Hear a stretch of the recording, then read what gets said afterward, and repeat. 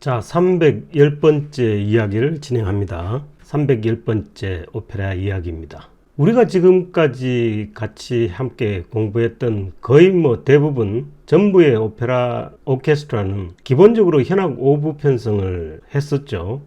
이 현악 5부라는 게 제1 바이올린, 제2 바이올린, 비올라, 첼로, 콘트라베이스 이렇게 5개 이제 부로 구성이 되는데 이 오케스트라의 가장 기본이죠. 근데 오늘 소개하는 이 작품은 현악이 9부 편성입니다. 실제로 현악 9부 편성이란 걸 제가 인터넷에 찾아봐도 공식적으로 그런 단어가 없습니다. 근데 이 작품은 현악을 9개로 나눠서 편성을 합니다. 그 내용을 보면은 제1, 2 바이올린과 이 비올라, 첼로, 콘트라베이스 외에 제3 바이올린이 구성이 되고요. 비올라도 지금 3개 파트로 제2, 제3 비올라가 지금 추가가 됩니다. 그 다음 첼로도 2부로 편성이 돼서 제1 첼로, 제2 첼로로 이렇게 구성이 되니까 기존의 현악 5부와 더불어 이 4개가 추가가 되니까 이렇게 9부 편성이 된 겁니다. 현악 9부라고 오케스트라에 그런 공식 용어가 있는지 없는지 사실 저는 잘 몰라요. 아무튼 이 작품은 이렇게 현악이 9부가 편성이 되어 있습니다. 일반적으로 지금 현악의 5부 편성의 기본적인 상황을 보면 이 각 파트가 담당하는 성부가 이제 있죠. 우리가 통상적으로 제1 바이올린은 이제 소프라노를 커버하고 제2 바이올린은 이제 알토, 비올라는 이제 남성의 테너, 첼로는 이제 베이스고 콘트라베이스는 이제 베이스보다 훨씬 낮은 아래음을 이렇게 커버하는 이런 게 이제 기본적으로 현악 5부라고 얘기하는데 도대체 왜 이렇게 현악 9부로 편성을 했을까요? 이 작품은 도대체 얼마만큼 대단한 음악을 선보이기 위해서 다른 작품에서는 거의 없는 이런 편성을 했을까요? 자, 역사상 가장 강력한 음악의 오페라를 만들고자 했던 겁니다. 이분이 역사상 가장 강력한 음악의 오페라를 지금 보고 싶으세요? 그럼 이 작품을 보시면 됩니다. 리하르트 슈트라우스와 후고 폰 호프만스타일이 첫 번째 만나는 그 두 명의 걸출한 콤비가 첫 번째 만나서 만든 작품입니다. 그 작품의 제목은 엘렉트라입니다. 니나 슈테메가 타이틀로를 맡았고 2016년 뉴욕 메트로폴리탄 공연 작품입니다. 첫 번째 얘기를 시작하겠습니다. 자, 리하르트 슈트라우스 우리가 이미 이전에 이제 몇 번 경험을 했던 작곡까지만 이제 다시 한번 우리가 리뷰를 하겠습니다. 이런 거는 아무리 들어도 우리가 잘 기억을 못 하죠. 그러니까 할 때마다 이렇게 해야지 이제 그나마 약간의 기억이 남게 됩니다. 1864년에 태어나셔가지고 1949년에 이제 당시 독일 바이에른 왕국에서 이제 태어났었죠. 독일의 작곡가면서 지휘자, 피아니스트입니다. 바그너 이후에 독일 후기 난망파고 이 관현악법의 대가 이분의 오케스트라는 아주 유명합니다. 오늘 이 작품도 엄청난 오케스트라가 동원이 되지만 이분이 이제 이 관현악법에 굉장한 조예가 깊었다는 게 이제 반증이 되는 거죠. 아버지 프란츠도 이제 음악가입니다. 바이에른 왕립 오페라단의 이제 호른 수석이었었는데 이분은 이제 굉장히 고전주의를 신봉했던 분이기 때문에 이 당시 바그너의 어떤 파격적이고 진보적인 이런 음악들을 싫어해가지고 반바그네리안에 속합니다. 어떻게 보면 이제 슈트라우스는 이 독일 악극의 계승자라는 얘기를 하죠. 아이러니하게도 아버지하고는 이제 음악 세계가 조금 틀렸던 거죠. 1894년 이제 첫 번째 오페라라고 볼 수 있는 이제 군트람 발표를 하고 나서 이제 굉장히 대중의 이제 비판을 받았죠. 그 비판을 받은 대신에 당시에 이제 출연했던 소프라노였던 이 아내 파울리네 데 아나를 얻게 됩니다. 그러니까 크게 손해보는 장사는 아니었습니다. 군트람은 사실 이 슈트라우스 작품군에도 항상 이렇게 별로 주목받지 못하기 때문에 본인도 그렇게 자랑스러워하지는 않았던 것 같고 빠집니다 보통. 실제 이제 그의 첫 번째 작품은 이제 살로메라고 그렇게 얘기들을 하죠. 1905년 이 오스카 와일드의 문제작 이 살로메가 이제 이 슈트라우스가 주목받는 첫 번째 작품이 됩니다. 이것도 이 굉장히 그 내용 자체가 험상궂죠.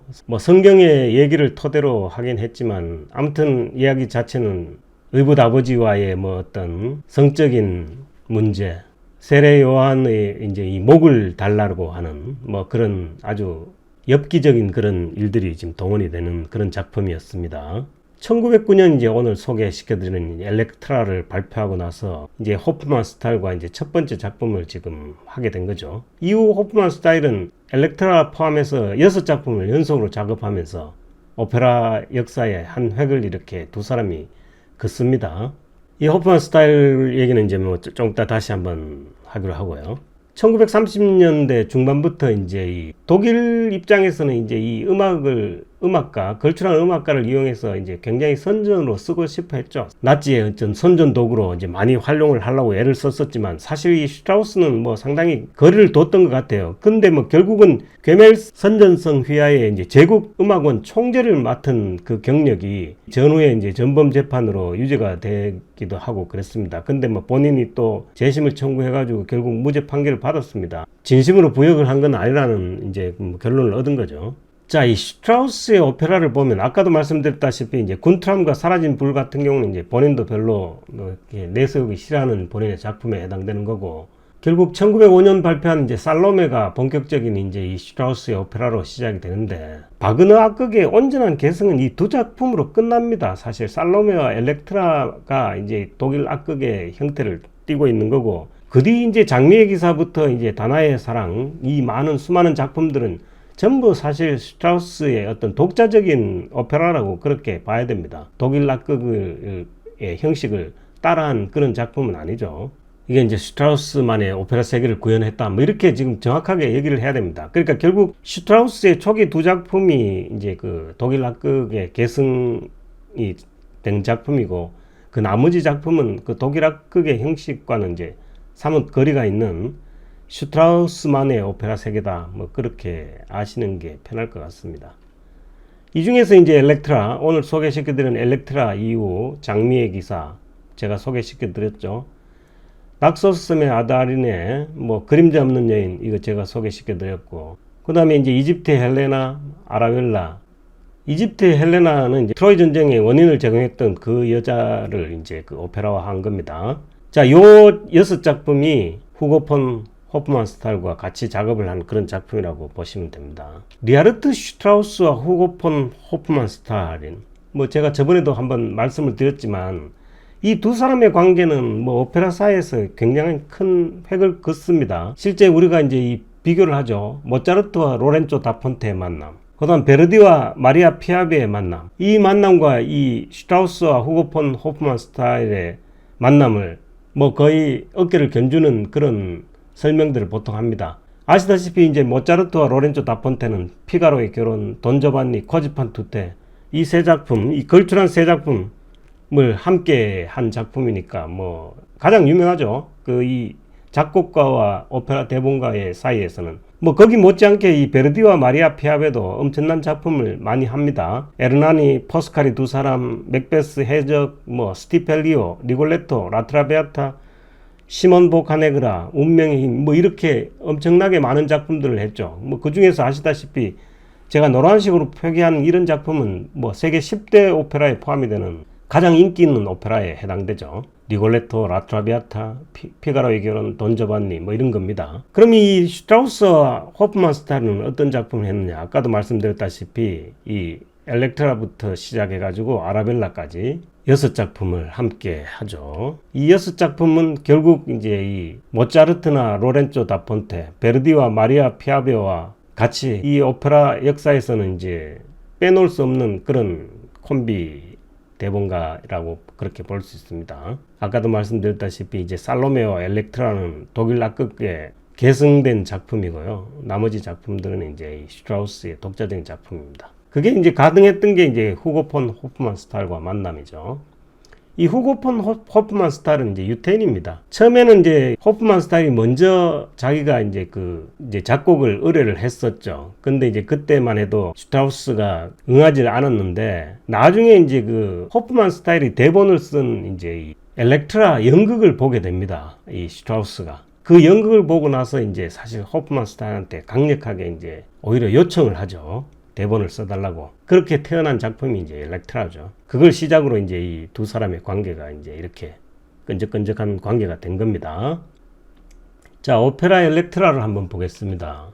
초연은 이제 1909년 드레스덴 궁정 오페라 극장에서 했고, 대본은 뭐 여러 차례 얘기지만 후고 폰 호프만 스타일과의 첫 번째 만남이었죠. 이후 5작품을 했고, 그 다음에 이 원작은 이제 이 소포클레스의 희곡인 엘렉트라 동명의 희곡이 있습니다. 엘렉트라라고. 아시다시피 이제 소포클레스는 이제 고대 그리스의 3대 비극 작가죠. 아이스킬로스와 에우리피데스 이 세 사람이 이제 우리가 흔히 고대 그리스의 3대 비극 작가라고 했는데, 이 3대 비극 작가가 전부 이 엘렉트라를 그 작품의 배경으로 썼습니다. 이 엘렉트라라는 작품 소재로 세 사람이 다 썼으니까, 어떻게 보면 이제 호프만 스타일은 이 세 사람의 이제 이 작품 속에서의 엘렉트라를 전부 이렇게 참고를 했다고 그렇게 봐야 될 것 같아요. 처음에 서두에 말씀드렸다시피 오페라 최대 관현악단을 이제 편성했습니다. 현악을 9개로 나누는 거죠. 하프를 빼고 그렇습니다. 굉장히 강력한 음악의 세계를 경험하게 될 겁니다. 뭐 이 오케스트라가 뿜어대는 음악이 굉장히 그로테스키한 내용과 더불어서 굉장히 강렬하죠. 이 오페라를 이렇게 듣다 보면 이 오케스트라가 다른 작품하고는 조금 틀리다는 느낌을 받습니다, 실제로. 아까도 말씀드렸다시피 이제 이 살로메와 이 엘렉트라가 바그너 독일악급 계승의 작품이니까 뭐 이게 마지막 작품이 되는 거죠. 슈트라우스 입장에서는. 이 공연 시간이 사실 2시간이 안 됩니다. 1시간 50분 정도 불과한데, 이제 그 20세기 작품을 쓴 뭐 그 이전의 작품들이야 뭐 바그너 작품 같은 경우에는 뭐 4시간 뭐 5시간, 심지어 니벨롱의 반지 같은 경우는 뭐 17시간 뭐 이런 식의 엄청나게 긴 공연을 했지만, 사실 이게 여러 가지 이해관계가 맞아 떨어지지 않죠. 우리가 요즘 이제 그 영화를 보면은 거의 2시간 내외지 않습니까? 안팎에. 그게 뭐 옛날 배너나 뭐 이 바람과 함께 사라지다 같은 4시간이 넘는 이런 작품들은 한편으로 생각하면 그 굉장히 대작이니까 뭐 그렇게 길게 해도 뭐 크게 상관이 없겠지만은, 사실 흥행이라는 측면에서 이 오페라도 결국은 20세기 때는 굉장히 상업성을 추구를 했었고, 또 오페라 공연의 원동력이 됐기 때문에 뭐 이게 이제 그게 결국 흥행의 논리고, 현대적으로 제가 해석을 한다면은 결국 20세기 이후에 이 슈트라우스뿐만이 아니고 푸치니의 모든 오페라도 거의 2시간 안팎입니다. 그러니까 과거 오페라처럼 막 3시간씩 이렇게 가는 거가 이 푸치니 때도 없었거든요. 19세기 말 이쪽에도. 뭐 당연히 20세기 작품이니까 뭐 2시간 이내로 제한했을 것 같아요. 여러 가지 이유로. 여러 가지 이유가 있지 않았겠습니까? 이 단박입니다. 더군다나 이 작품은. 20세기 전후의 작품은 뭐 거의 2시간 전후다 뭐 이렇게 보셔도 돼요. 제가 보기에 뭐 특별한 이유가 있지는 않을 것 같아요. 그게 이제 뭐 이 결국 흥행이나 여러 가지 이해관계가 얽히고 설키지 않았겠어요? 긴 오페라가 뭐 그렇게 뭐 여러 가지 좋은 점만을 주지는 않으니까요. 뭐 당연 그런 거죠. 뭐 초연은 사실 부분적인 성공이라는 표현을 쓴 게 이제 이 내용이 워낙 충격적인 겁니다. 그로테스크하죠. 이게 친모를 이렇게 살해하는, 친어머니를 살해하는, 죽이는 그런 오페라가 그 당시 20세기 비록 초반이었지만 굉장히 쇼킹하지 않았겠습니까? 뭐 살로메하고 거의 비슷하죠. 내용 자체의 어떤 이 그로테스크함이. 그러니까 굉장히 충격적이기 때문에 사람들이 쉽게 그렇게 좋아할 수가 없었다는 거죠. 내용이 뭐 범상치 않았으니까 뭐 좋다 나쁘다고 이렇게 표현을 할 수 없습니다. 근데 이제 이 작품을 보고 나면 굉장한 이제 사람들이 이제 충격을 느끼죠. 막 이 작품의 뭐 호불호를 떠나가지고 굉장히 오래 기억에 남는 그런 작품이었을 겁니다. 그러다 보니까 이제 우리가 부분적인 성공이라고 이렇게 표현을 한 거고요. 그렇지만 이 스트라빈스키는 뭐 이게 바그너 이후에 진정한 오페라는 이제 이 드뷔시의 펠레아스와 멜리장드와 엘렉트라밖에 없다. 뭐 이렇게 극찬을 했다는 얘기가 있습니다. 배경은 이제 고대 그리스 도시국가였던 미케네의 이제 아가멤논 왕궁입니다. 아가멤논은 아시다시피 이제 엘렉트라의 아버지고, 또 이 트로이 전쟁을 승리로 이끈 이제 아테네 총대장이죠. 아테네군의 총대장입니다. 결국 그렇게 얽히고 설키는 겁니다. 뭐 결국 제가 또 다시 설명을 하게 될 겁니다. 자, 이 오케스트라 구성, 그렇게 얘기하는 오케스트라가 얼마나 대단하냐 한번 보겠습니다. 여기 보면 115인조, 이게 뭐 거의 뭐 이렇게 오케스트라 피트에 115개 악기를 뭐 배치하는 것도 만만치 않았을 겁니다. 아무튼 이렇게 그 작곡가에 따르면은 이 스코어에 이렇게 기록이 됩니다. 최대 이제 115대 이제 악기 편성을 이제 권하고 있는 건데, 여기도 보면 목관 악기도 4관 편성 플러스입니다. 이게 클라리넷 계열이 지금 7대로 지금 편성이 되죠. 그러니까 이게 3대나 더 많은 목관 사관 편성이고요. 아까도 늘상 말씀드렸던 현악 구부는 하프를 빼고 나서도 바이올린 3파트, 비올라 3파트, 첼로 2파트, 콘트라베이스까지 합쳐서 거의 현악기만 70대를 이렇게 배치를 하는 엄청난 오케스트라를 지금 이제 만들게 된 거죠. 특히 이제 비올라 같은 경우는 이제 이게 파트 자체가 이제 알토 파트라고 했죠. 여기 보면은 이제 그 오늘 이제 오페라를 감상하시다 보면 나오지만 이 엘렉트라가 이제 동생과 이렇게 만나는 아주 극적인 장면이 있습니다. 그 장면하고 이 피날레 장면 같은 경우에는 이 비올라 주자 중 8명 중에 6명이 지금 사실 바이올린에 추가가 됩니다. 그러니까 결국 바이올린이 그 당시에는 이제 30대가 연주가 되는 거죠. 비올라가 8대가 빠지고. 그러니까 그건 이제 비올라 연주자가 바이올린 연주도 가능하니까 이제 그 악기를 2개를 갖다 놓고 이제 이렇게 번갈아 가면서 연주한다는 뜻입니다. 여기 이제 갈로 친 것들이 거의 대부분이죠. 이제 오보이 주자가 이제 헤켈폰을 한 사람이 연주를 하고 호른 주자 8명 중에서 이제 2명이 바그너 튜바를 연주를 한다 이런 뜻입니다. 이게 사람이 추가되는 거 아니고요. 예를 들면 팀파니 같은 경우는 팀파니가 8대가 동원이 됩니다. 엄청나죠. 근데 이제 이 8대를 8명이 연주하는 게 아니고 2명이 연주를 하는 그런 상태를 얘기합니다. 아무튼 이렇게 대단한 오케스트라가 이제 편성이 된 겁니다. 자, 이 스트라우스와 3명의 여성은 이제 이걸 한번 보겠습니다. 여기 엘렉트라에 이제 아주 핵심적인 이제 3명이 등장을 합니다. 엘렉트라는 우리가 이제 흔히 얘기하는 이제 소프라노 중에서도 이제 이 드라마틱 소프라노가 맡아야 됩니다. 크리소테미스라고 이제 이 엘렉트라의 여동생인데 이 사람도 이제 소프라노지만 이제 어떻게 보면 리릭 소프라노 같이 약간 이제 부드러운 그런 소프라노가 맡는 거고, 클리템네스트라라고 이제 엘렉트라의 엄마죠. 아버지를 죽인 엄마는 이제 메조 소프라노. 이렇게 여성 3명이 그걸 이제 대부분을 이끄는 이런 작품들이 있는데, 이게 또 보면 역사를 보면 이제 18세기 이제 모차르트가 이제 만든 작품 중에서 피가로의 결혼이 보면 이제 로지나 백작 부인과 수잔나, 그 다음에 케로비노가 이렇게 3명의 여성이 등장하죠. 이 3명이 핵심적인 그 역을 맡고 있죠.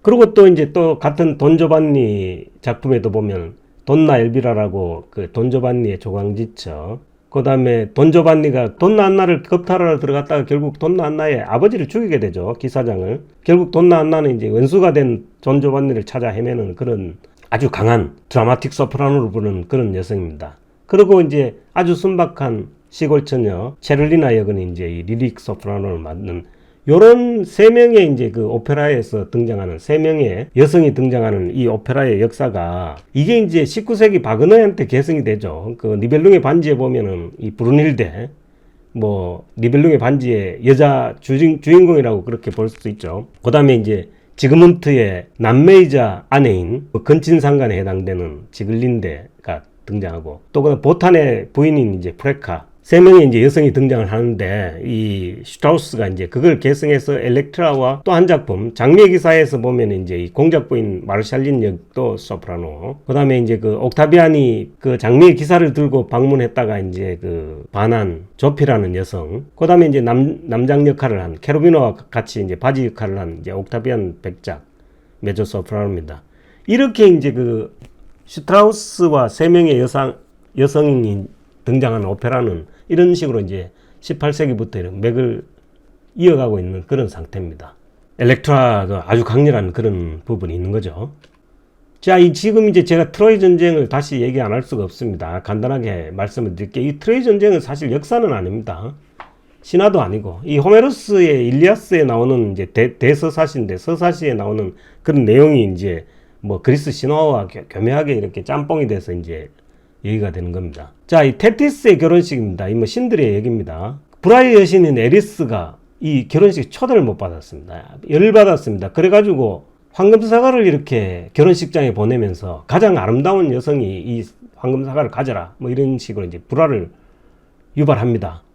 여기에 이제 3명의 여성, 제우스의 부인인 헤라, 제우스의 딸인 아테네와 아프로디테가 서로 자기가 제일 아름답다고, 이 황금사과의 주인이라고 쌈박질을 하니까 제우스한테 야, 누가 제일 아름답냐고 물어보니까 마누라하고 딸이 그렇게 얘기하는데 남편이 이런 판결에 잘못 가냐 하다가는 완전 개죽음이죠. 그러니까 이 제우스가 트로이 왕자 중에서 하나 잘생긴, 뭐 이 파리스 왕자도 뭐 굉장히 사연이 많은 왕자입니다. 뭐 어릴 때 이제 뭐 또 목동의 손에 키워지고 뭐 그렇게 결국 하는데 굉장히 잘생긴 모양이에요. 트로이의 이제 핵심적인 장군이었던 헥토르의 동생이기도 하죠. 트로이 왕자이었던. 그리고 이제 헥토르는 아킬레우스한테 죽게 되죠. 그 아테네 연합군인 아킬레우스한테 죽는데 또 파리스는 아킬레우스의 아킬레스건을 화살로 쏴서 이제 이렇게 죽이는 뭐 그런 사람입니다. 이 파리스가 굉장히 잘생겼나 봐요. 파리스 보고 결정하라 그랬습니다. 이 세 명 중에 누가 제일 아름다운지.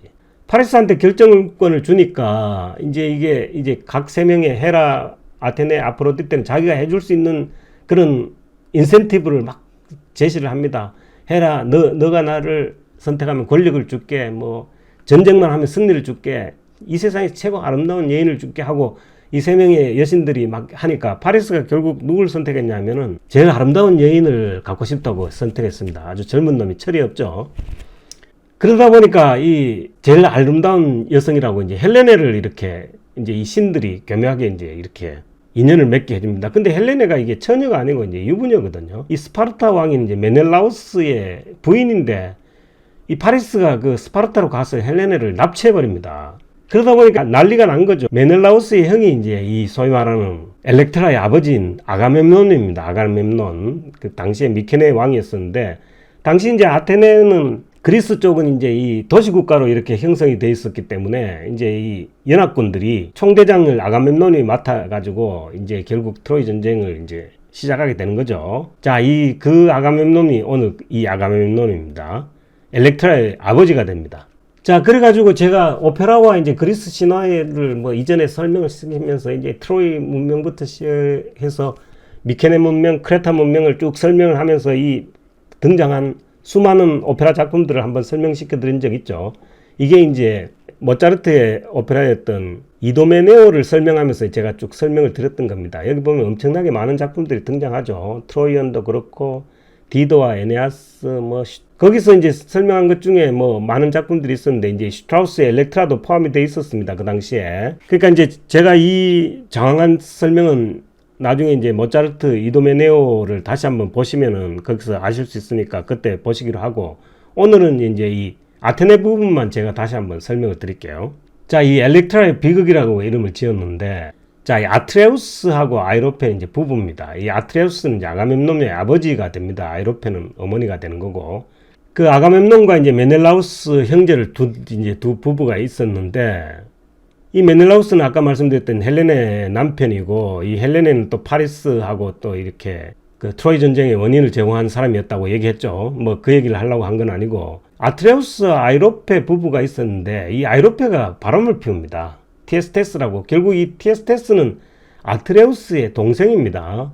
시동생과 이렇게 바람을 피우면서 이제 왕위 쟁탈전에서 이제 이 아이로페가 티에스테스한테 굉장히 유리한 그런 이제 그 도움을 줘요. 아트레우스가 열받았습니다. 그래가지고 부인인 아이로페를 죽여버리고 티에스테스를 식사에 초대를 하는데, 티에스테스가 먹게 한 그 고기들이 자기 조카들이죠. 티에스테스의 자식들을 죽여가지고 그거를 이제 인육을 먹였던 겁니다. 티에스테스가 얼마나 화가 났겠어요.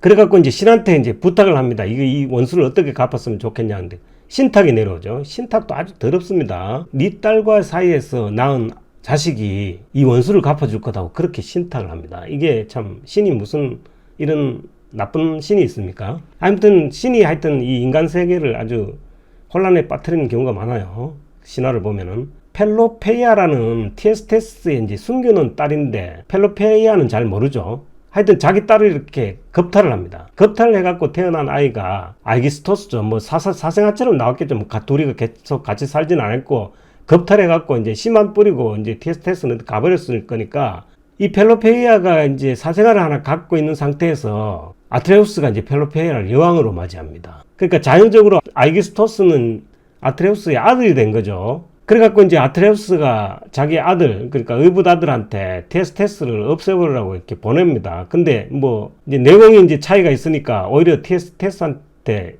제압을 당하면서 이제 이 출생의 비밀을 듣게 됩니다. 네 엄마가 펠로페이아인데 네는 내 자식이고 펠로페이아는 내 딸이다. 뭐 이런 뭐 얘기를 했나 보죠. 이 펠로페이아가 그 얘기를 듣고 나서는 이제 죽어버리죠. 자살해서 죽어버리고, 알기스토스는 그 얘기를 듣고 나서 이제 결국 아트레우스를 죽여버립니다. 자기의 의붓 아버지를. 아버지의 원수를 뭐 어떻게 갚은 거죠. 뭐 얘기가 그렇게 되는 거죠. 그렇게 됐는데 이제 이 아가멤논은 클리템네스트라하고 이제 결혼을 했는데 이제 여기서 이제 똑같은 이제 불행의 씨앗이 또 태어나죠.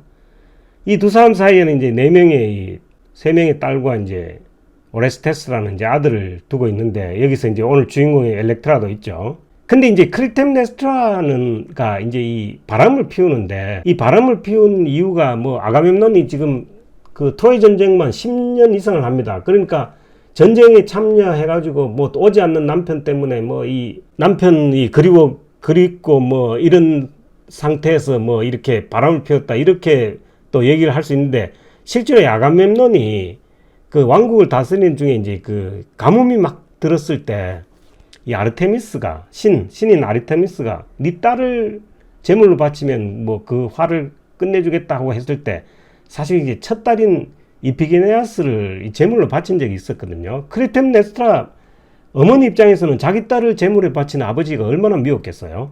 뭐 그게 아가멤논의 빈자리가 느껴서 뭐 이 바람을 피운 뭐 그게 진실인지 뭔지는 모르지만 하여튼 클리템네스트라는 아가멤논이 더 이상 자기한테는 좋은 남편이 아니었던 겁니다. 자기 딸을 막 이렇게 제물로 바치고 결국 근데 이피게니아는 건 제물로 바쳐지지는 않죠.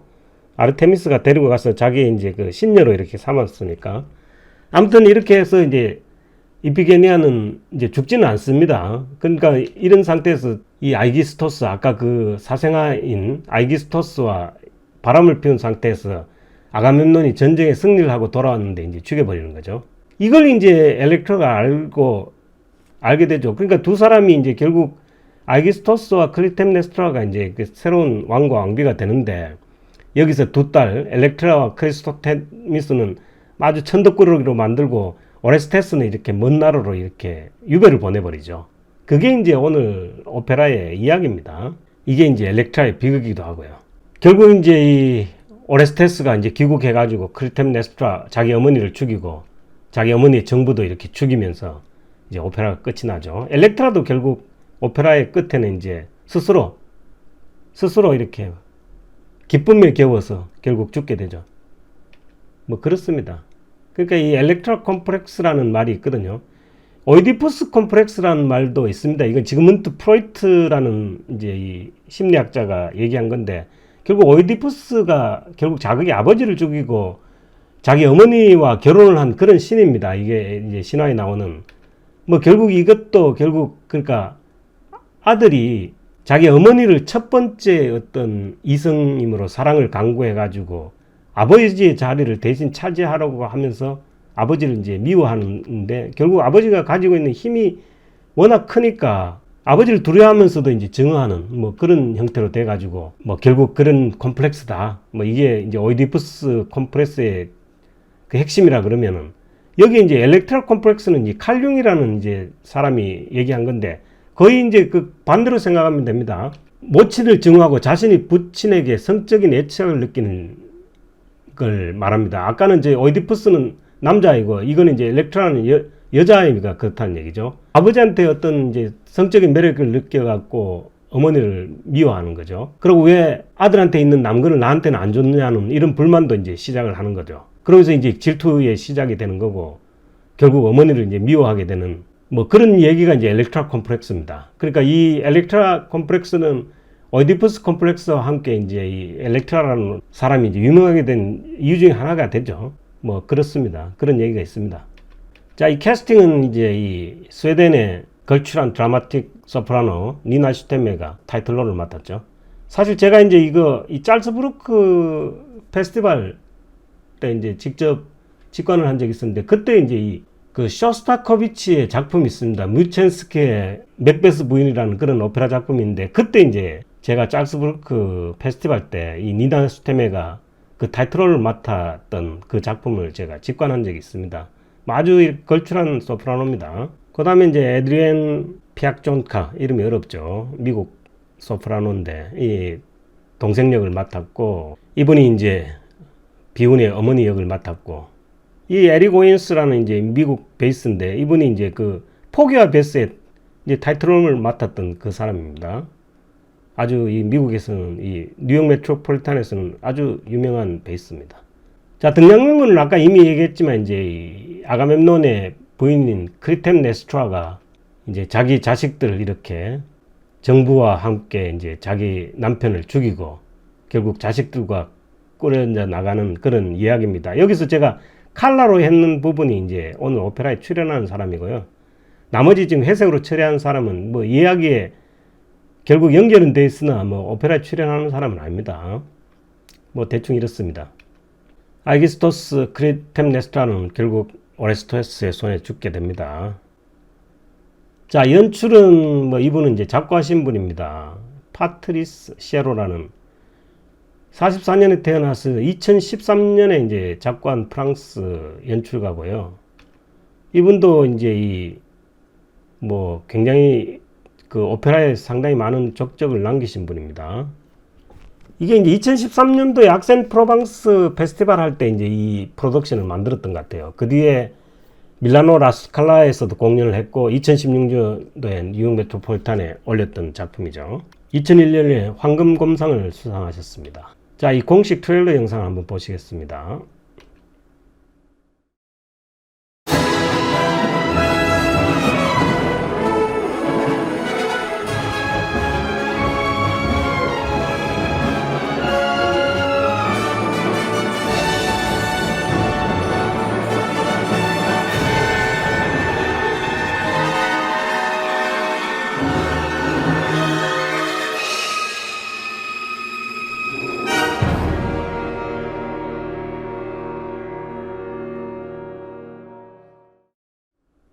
자, 오늘 지휘는 에사 페카 살로넨이라는 핀란드 지휘자입니다. 뭐 제가 첫 번째 소개시켜드리는 분 같아요.